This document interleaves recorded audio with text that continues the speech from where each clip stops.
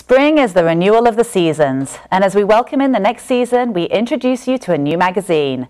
Patron is the new voice of the Dallas arts, culture, and design. Find out more about it next on Prime.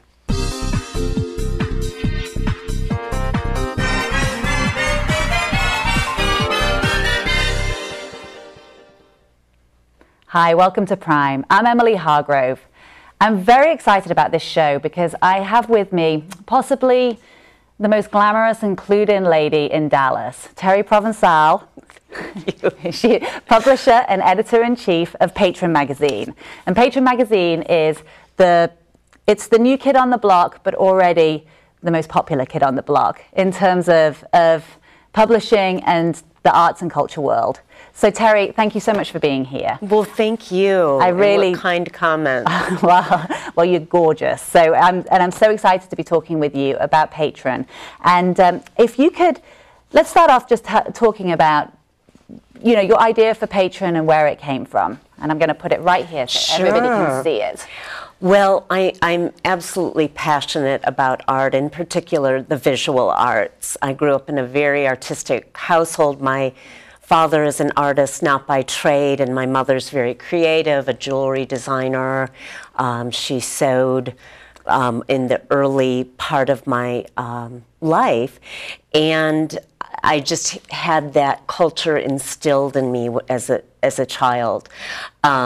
I've been in the publishing business for 20 years now, and I very much believe you should surround yourself and your life with things you're passionate about. And this has been a magazine I've wanted to do for a very long time, and Dallas and Fort Worth are deserving of a publication that celebrates the arts and the achievements in the arts. So this is dedicated to the denizens of Dallas and Fort Worth that share the arts and are committed feverishly to the arts. Oh, how wonderful. And isn't it lovely that you can realize a dream of something that you've been wanting to do for so long? It is. I love being surrounded by artistic people. I'm happiest when I'm around artistic people, and Dallas and Fort Worth are just, there's a plethora of just exceptional talent here from both sides, the visual and performing arts, and then the leaders shaping the city and the prominent families that are committed to creating beautiful, prize-winning, you know, architectural structures to house the arts is even more fascinating. It's really, and that's the thing about Dallas, is that there's such a force behind the arts here, and people really, I mean, they are passionate about it, and it's been, obviously not being from here, it's been really wonderful for me coming into Dallas and coming from London, where on an international scale everybody talks about the arts in London, and you know, and coming to Dallas, you know, I didn't realize that about Dallas, that there is, you know, an arts district that is coming up and coming out of itself, and people they love the arts here, and it's wonderful. My husband and I moved here 16 years ago, so it's been exciting to see this roiling landscape of arts that are blooming here. And just, I think of all the buildings that have been erected in the last 10 years, and it's so fun to watch. It really, in the last, I've been here 7 years, and in that time frame, it has changed. So I said, never mind what it would be like being here before that. It's exciting for everybody. And what was the reaction that you got from everybody when you said, okay, this is the time, now I'm going to launch Patron magazine, and you know, obviously there's been cuts in the arts in terms of, you know, because of the economy, but what was the general reaction that you had when you said, this is the time? Well, the timing is fabulous because of all the things happening. You know, the bridge opening this weekend, the Windspear opening a few years ago, the Dallas Theater Center, you know, the Wiley Theater rather, all of these things happening. So the timing is perfect. Economically, it's more challenging. But when I first decided to do it, I met with a couple of patrons of the arts that I'm very close to, Barbara Dasky, who's just a absolutely wonderful woman, and my partner and I took her to lunch and we said, what do you think of this idea? And she was so enthusiastic and so happy that we were doing that. And then a very dear friend of mine, Janet Kafka, who's the Honorary Consul of Spain. Janet this weekend is leading the Valencian delegation. There's 15 Valencians in to celebrate the bridge designed by Santiago Calatrava. And I met with her too, and she and her husband collect art, and they're just very supportive of the arts.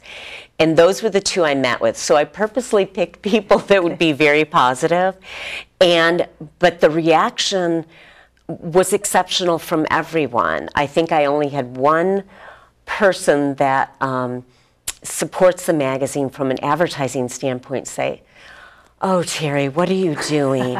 But for the most part, everyone was like, oh, thank you, Dallas deserves this. And it was an equal response in Fort Worth. I live in Dallas, so I'm much more familiar with the art scene in Dallas, and everyone has just been positive, which is wonderful. That's fantastic. And that's actually one of the things is that we were talking about just earlier. We said about what's so wonderful about this magazine is that it makes you see the art in everything, and it makes you stop and just realize that in this amazing bridge that is being built, that's art, and with the chefs in Dallas, they create art, and there's so much outside of the what people automatically think of in terms of theater and visual art, that there's so much else in life that we can look at and we can appreciate and grasp. And it's just so exciting. We have, just so many chefs here that are just amazing, and it is an art form. And you think about the pastry chefs that painstakingly decorate and plate things so that it's beautiful, while we eat it. And then fashion designers. We really have an exceptional amount of fashion designers in Dallas. We've got Abby Farron, Prashi Shah that I'm wearing and featured in this issue. Both of their designs are in this issue. And Susan Peel sticker. That is just gorgeous. This necklace. I love that. Is for sale. I borrowed it from her because it is in the magazine, and the stylist for the photo shoot, a local gal as well, pulled the piece, and I was like, oh, I want to wear that today. But it's just so fun showcasing the local talent. Oh, look, and she looks fabulous too. Yes. So one thing I would mention is that everything about Patron is local.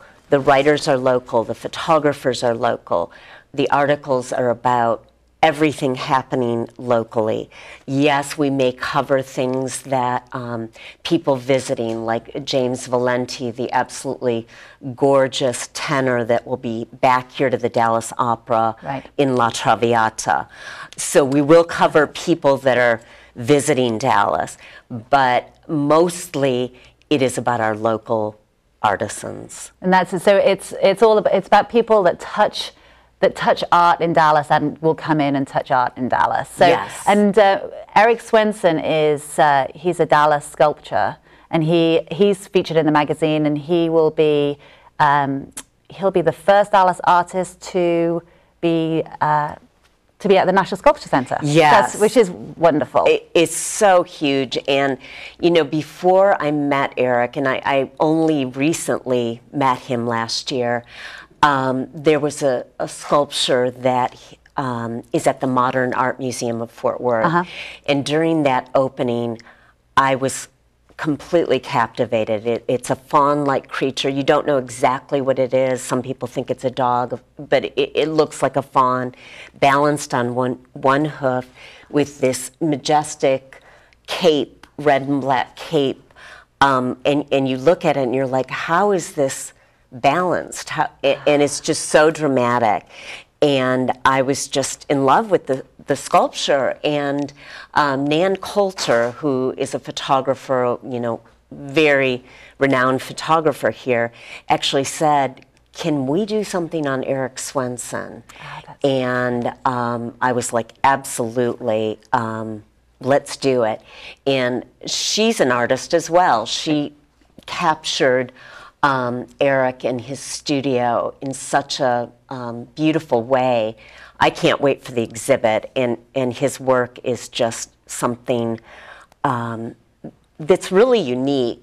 Some people describe it as somewhat gruesome because it's very much things that are found in nature that aren't always pretty. You know, Yes. they may be gruesome, but and I do know that he's represented by Tally Dunn Gallery, so his work is always there.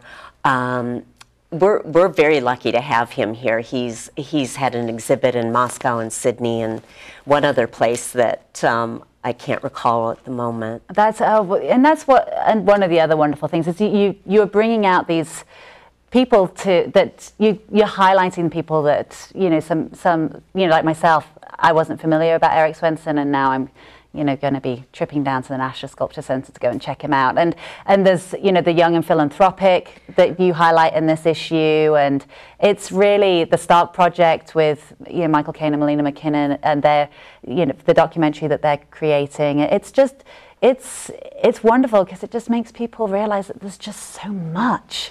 There is, and speaking of the Starck Project, I mean, I didn't live here in the 80s, but, you know, the nightclub was obviously very sensuous and, you know, infamous, and all the people that nightclub touched, from, you know, national and international celebrities, Rob Lowe, Madonna, Grace Jones.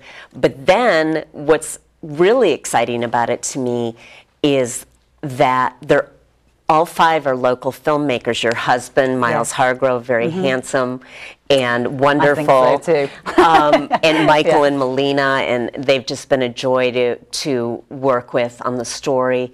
Wade Hampton, just adore him. Dennis Bishop, I don't know as well, but 5 local filmmakers, and that's one thing about Texas is we have a handful of film celebrities, but we have tons of filmmakers, and it's really exciting. Well, and that is art in itself, isn't it? And, yes. And I could talk to you all day, and I'm running out of time, and it's so unfortunate because there is just so much to talk about. But Terri, thank you so much for being here, and follow us on Prime TV, Facebook, Twitter, and join us next time. Thank you for joining us. Bye-bye.